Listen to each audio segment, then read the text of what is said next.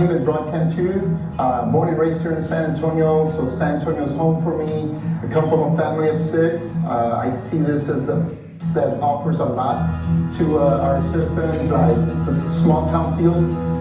Just the respect of the Mexican American culture, the food is authentic. It's just a great place to raise a family. So I have two kids in their 20s. Enjoyed the education system here in San Antonio. Some of the things that I dislike about the city of San Antonio are, for example, our traffic, right? As we continue to grow, we're constantly looking for ways to maximize the traffic flow.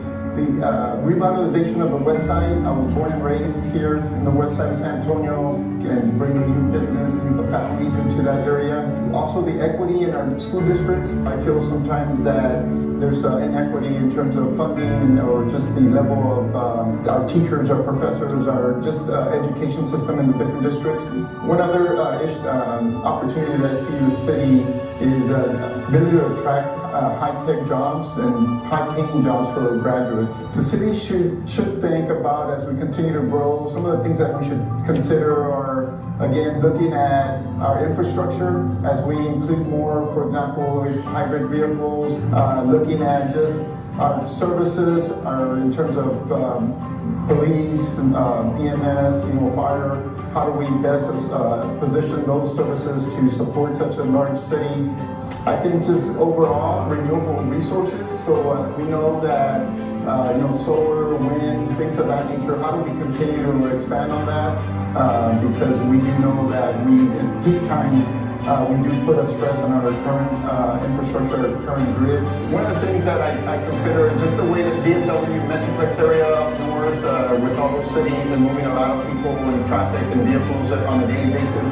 I see 10, 15, 20 years from now where San Antonio, Austin corridor is going to be very similar. And so one of the things is how do we start planning for that type of commute, whether it's rail or different types of transportation. I have friends that live in Austin, South Austin, and commute to San Antonio at times, and of course they always complain about the traffic on 35. So just ways to continue to look at collaborating and figuring out, identifying methods and ways of making that feasible for commuters, because I see us growing to become that type of metroplex, especially with New Braunfels and even to Austin.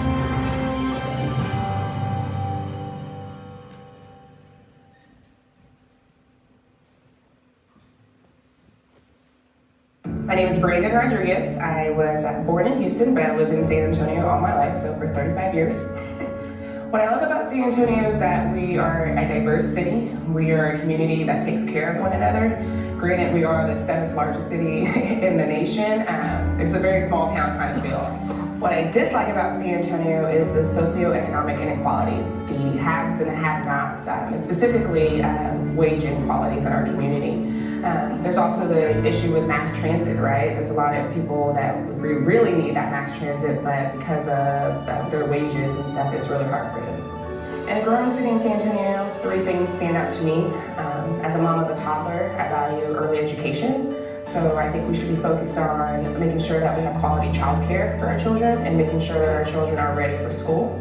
As a mom, as a teenager, I think we as a city need to look at improving high school graduation rates as well as improving our college and career readiness.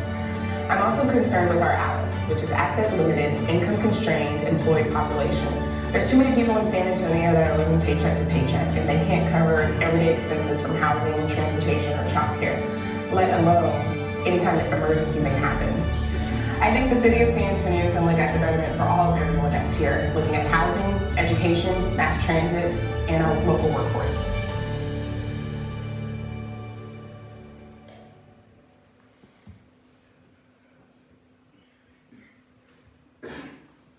Welcome everyone.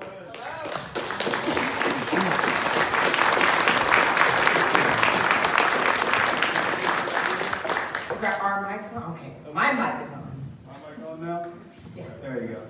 Welcome everyone to the City of the Future. We're excited to have you here. We're excited to have, we thought no better way to open this inaugural conference with 2 residents here who care deeply about this community. If you saw the first slide of the show, if you want to go fast, go alone, if you want to go far, go together. And what I've learned working with Paula, the city, and all the stakeholders here in this room is this is a community that wants to go far, and they're willing to do the work to go really far as a city and take all residents with them.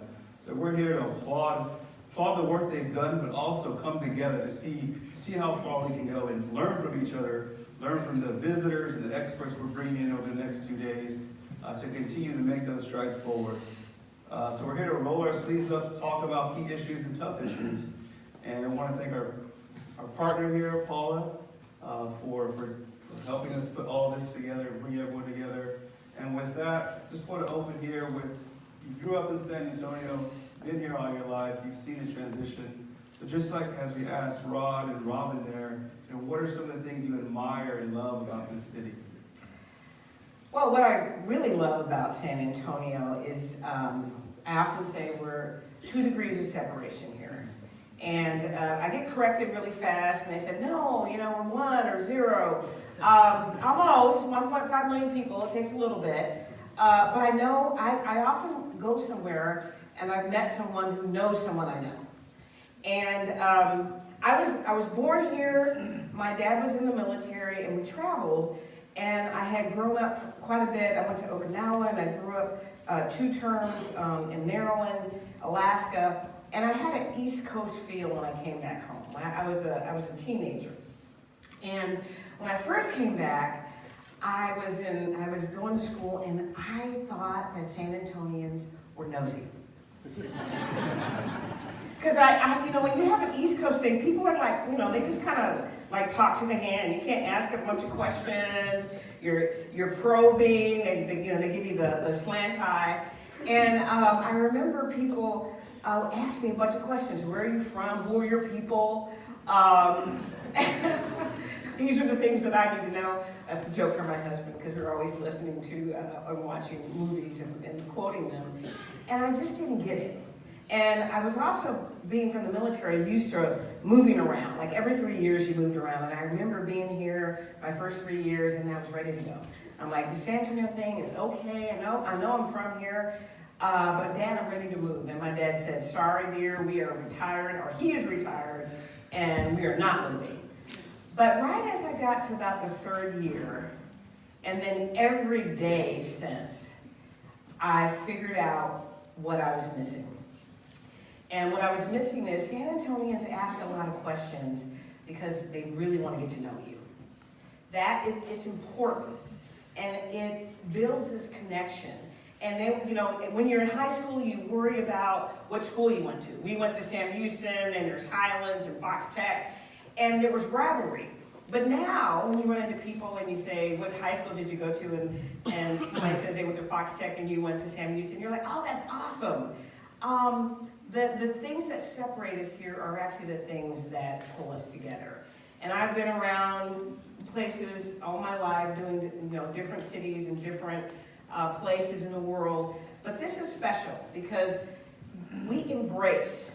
That is our thing. We embrace, we share, we eat a lot, we love food, we love sharing food. That's kind of a bad thing. But that's been special here. Now, I grew up here.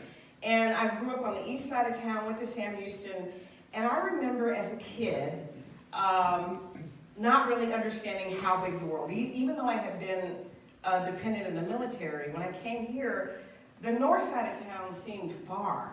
I remember we got dressed up in our good clothes to go shopping at North Star Mall, because we thought that was like a major trip across town, and we almost packed a lunch. And it did seem far away. But now, as I think about San Antonio, it is growing and growing and growing and growing. The interesting thing is, we are now at a place where we can redefine our city with technology. We're at a place where we can bring our city forward and apply it to energy and apply it to the way that we want to live. And there is no place that is beyond our boundaries. We're huge, but we're connected. And we have this real opportunity to do a lot of things. I mean, the video showed a lot of things that we could do to help everyone. Technology is going to help us do that, and I'm just really proud to be a San Antonian. I'm really proud to be able to have great partners like Zpryme. I have wonderful team members here from CPS Energy. We're all infiltrated in the audience. We have a board member that's going to show up later on today. And importantly, the important thing is partnering. Because we can't do it alone. We actually have to do it together. We are an energy company that provides service, and we need to be enabled by our partners to help us tell stories, find solutions, use technology, look at things from across the globe, think global, and apply it local. And so I'm really excited about today and our opportunity to talk about those tough ways to do that and move forward. Yeah, thank you, Paula.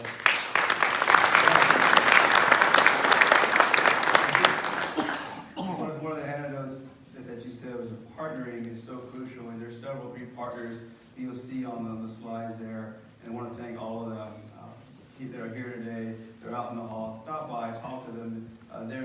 Most of them live here, have someone based here. So this isn't just about, hey, let's come and try to find a solution for solution's sake. This is, how do I build my community and make my residents better off? So to all our partners, definitely thank you. We couldn't have done this without you. So with that, what I've seen a lot is that you guys like to listen a whole lot. We like to, I think we have this platform to have this discussion, but what has listening, how has that been a strategic advantage for you guys, not just at CPS Energy, but for the city as a whole? Good friend Jonathan, Tijerina, when I talk, he's always at some type of public input session. So listening, does it start there? It is a core value for us to listen. We've been in business for 158 years, and we're really good at traditional energy solutions. We are getting better and better at new technology, but you can do all that. The most important thing is to listen to customers, to listen to people, and to figure out how they want to utilize their technology and how they want to be enabled to raise their families and build a better San Antonio. So we have public input sessions, we have outreach, we have focus groups. We actually send many of our leaders across San Antonio to go to chamber meetings, neighborhood associations, schools, anything that we can do where we can inform, but actually sit back and listen. And when you're in a city that you serve 1.5 million people, which we expect to project to grow to 2.5 million people in a fairly short period of time, we know that we have to think about how we're going to change and how do we meet those expectations, but listening to customers is kind of our beacon to do that. So the only other thing I would say is, that said, so Jason said to me, he goes, these are going to be really good videos, but they're going to kind of criticize a little bit. Everything is not rosy, and everything is not perfect. I'm proud. I think I see Doug Melnick in the back. I caught you, right? You knew I was going to call you out, right? Doug is leading an effort. He's the Chief Sustainability Officer for the city. And he really is thinking forward in terms of our solution set with a focus on environmental. The challenge is we listen, and right now we are at, I think, the foothill of trying to solve problems. We're trying to figure out how to do all of these things that are better for the environment, do it affordably, so that we can also have enough allocation to do a lot of other things using technology and keep it all in balance. So right now CPS Energy is listening as much as it can to help ultimately fuel all of these solution sets that actually will take decades. Now, the only real challenge is to keep everybody calm, because we're passionate about our ideas, and we worry that we're not being heard.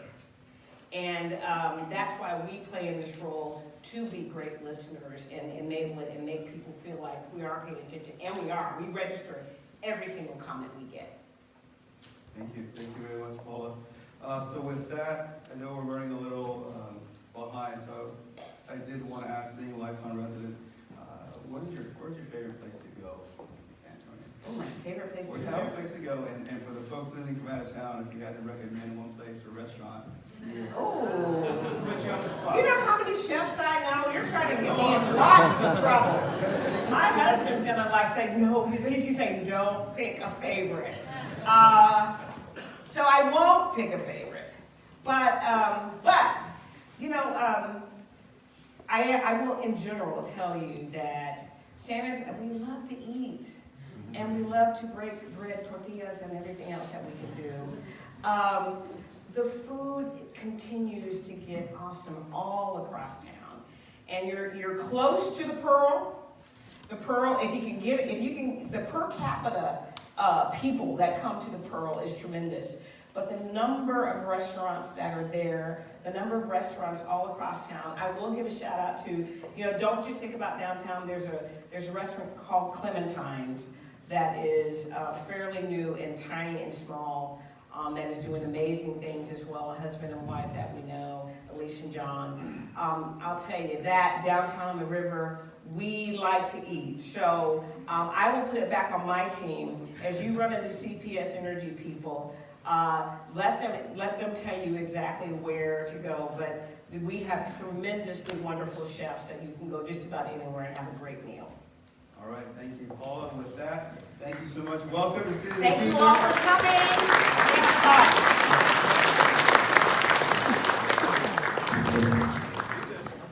All right, with that, I'd like to introduce our MCs for the show. Coming up right here, Aaron Hardick, our lead research analyst at Zpryme. Aaron.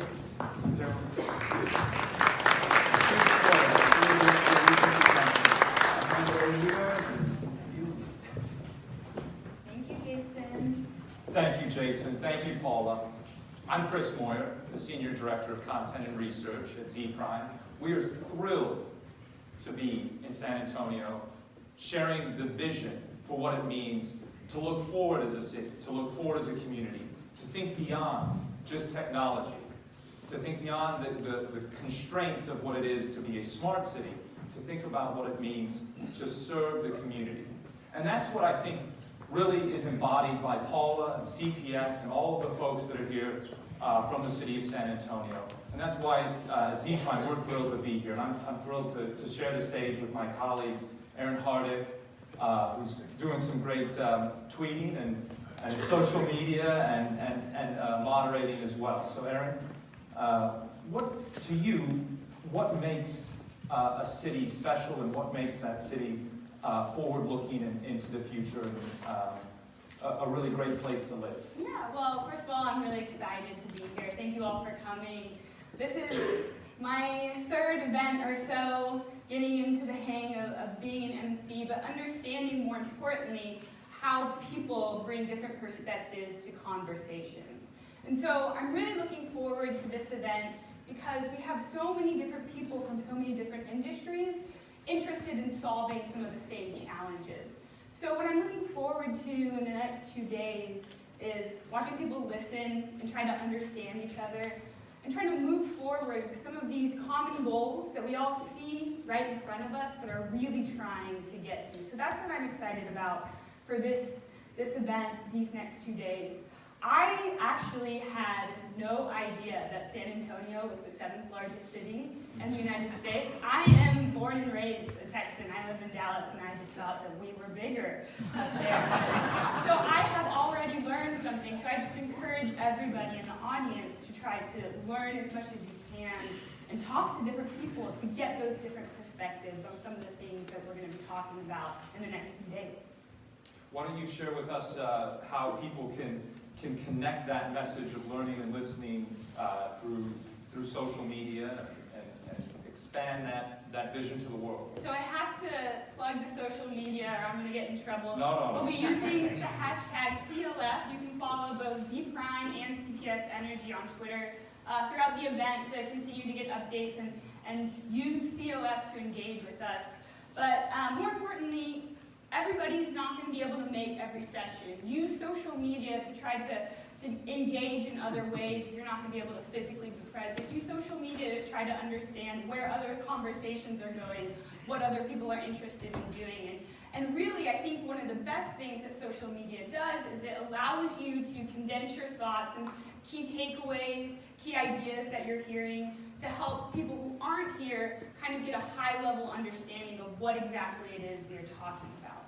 So true, Erin, and I put her on the spot because she's so excellent at social media, and so thank you for sharing that. Just a couple of housekeeping notes. We've got a lot of great sessions today. We've got some tours today. We're so grateful to be down in San Antonio. The Zpryme team is, we're all around, so if you have questions, if you need anything, please pull us aside, ask us questions. If you need to use the restroom, they're out the back door to everybody's right, my left, and then down the stairs. I know that's an important thing. But again, from all of us at Zpryme, we're grateful that you've either made the trip down this morning and over the next couple of days.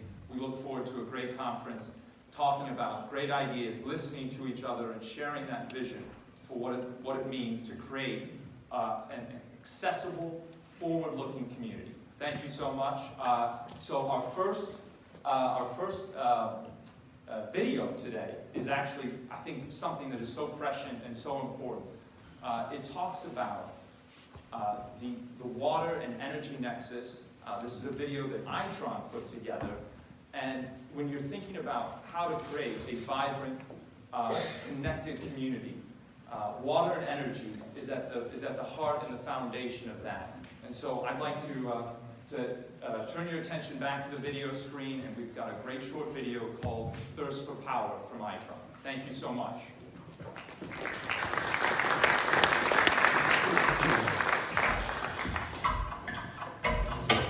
There's a proverb in the American West, which is whiskey's for drinking and water's for fighting over. Because who gets access to the water has access to wealth and power. I'm Michael Weber, and I study energy and water. I decided to write a book called Thirst for Power, Energy and Water, the two most important parts of society. I thought it was time for me to share some of those findings with the rest of the world. Water has been key to life and civilization for thousands of years. In the modern world, we use water to make energy. And then we use energy to get access to water. They're interconnected. The bad news is, if we have a shortage of one, then we might have a shortage of the other, and this becomes very difficult for society. I think there's pretty good evidence that civilizations have suffered and sometimes collapsed and disappeared because of lack of water. We're sitting in the middle of Los Angeles. 90% of all of the water that enters the city actually originated hundreds of miles away. If you look all up and down the energy supply chain, water is at every critical step. That means that the water is not available the way you want it to be, the energy system is vulnerable. That can mean having to shut down a lot of power plants in a very peak period because there simply is not the water to run. There is no backup plan. You're done. Sometimes the power system is vulnerable to a natural disaster, and sometimes the power system causes disaster. In Hawaii, they have lava flows. In Texas, we have tornadoes. In California, that's worried about earthquakes. It's a major risk to the system. Hopefully, the big earthquake that comes, and it's coming, will be disruptive for a relatively short period of time. Over time, we've learned ways to use water more efficiently, but we're going to be forced to go further. We've learned the importance of energy and water for our civilization. I don't think we've learned the importance of managing them wisely. And I'm afraid because we're not paying attention, we'll make bad decisions and be stuck with those decisions for decades or centuries. I really want us to get it right.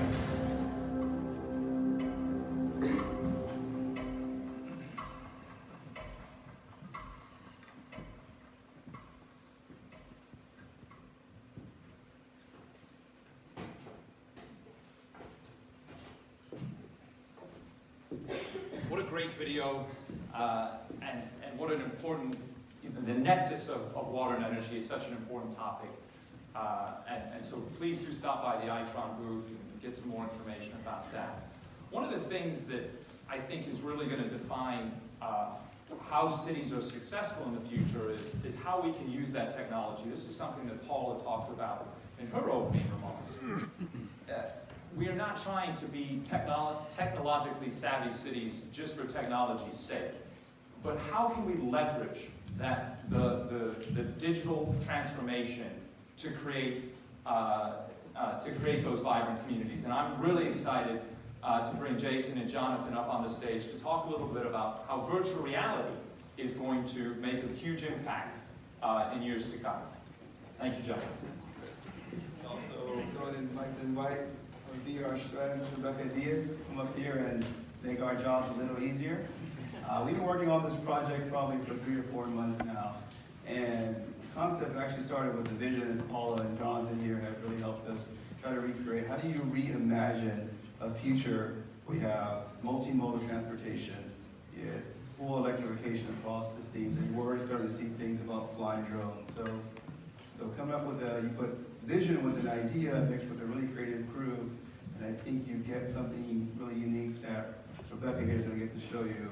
But before she does that, Jonathan, you want to talk a little bit more about why it was important to engage. This is probably the first project ever to try to engage stakeholders to really see the vision of full electrification, smart cities, and even put some imagination around flying cars.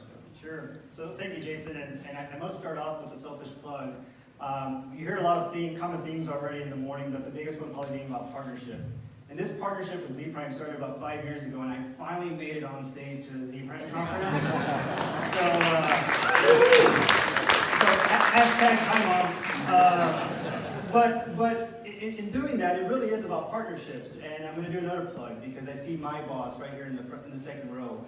And first and foremost, for our local customers that are here, local residents, thank you for being our customers.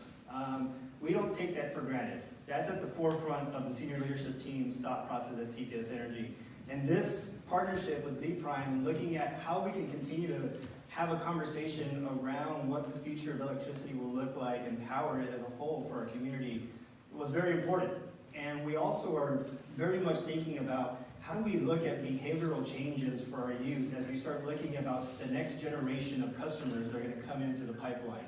And so this was a unique opportunity to partner with, and you see it here, a home of the future and what technology can do to help enable a better quality of life. And at the end of the day, that's really what a city of the future should be focused on. Thinking about how do we offer new products and services, how do we make it more efficient and easier for people to do their business and live their lives, and ultimately improving their quality of life. So given this challenge a couple months ago, I will tell you it was a lot of conversations going back and forth, little trial and error, but we're excited to have it here today, and you're seeing it here a little bit from the start go here. Yeah, so in the future, you're going to have an AI that's just kind of instructor about our day. You want to cook? So I must admit, my favorite part here is that you can actually pick up the frying pan and flip your eggs. There we go. Oh, she caught it. Look at that. Oh, lost the bacon. You know, we have your app, the seamless app that controls multimodal transportation. I think she.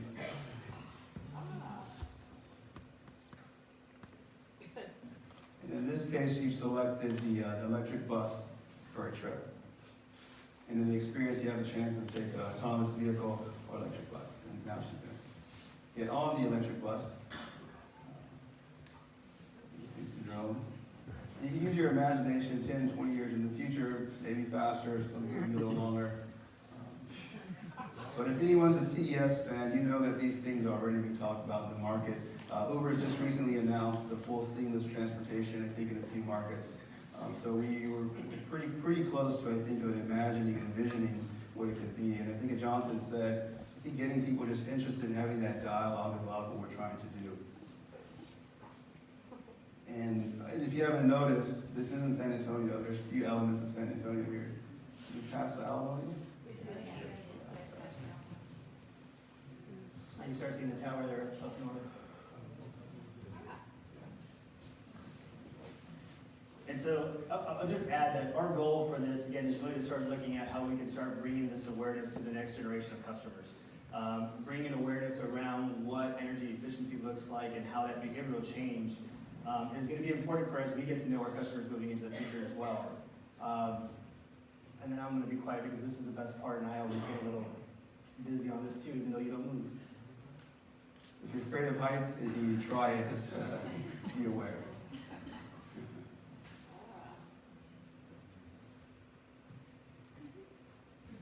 And the video does have sound, the VR does have sound, by the way, to guide you.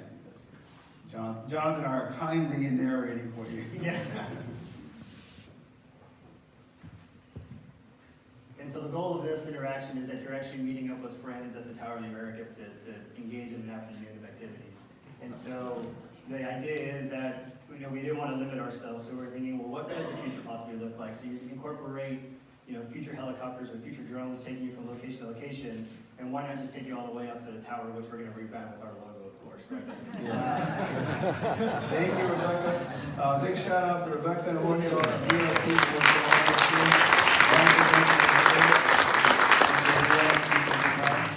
And the demo will be outside for all you to try. Hopefully you can take a look. Thank you.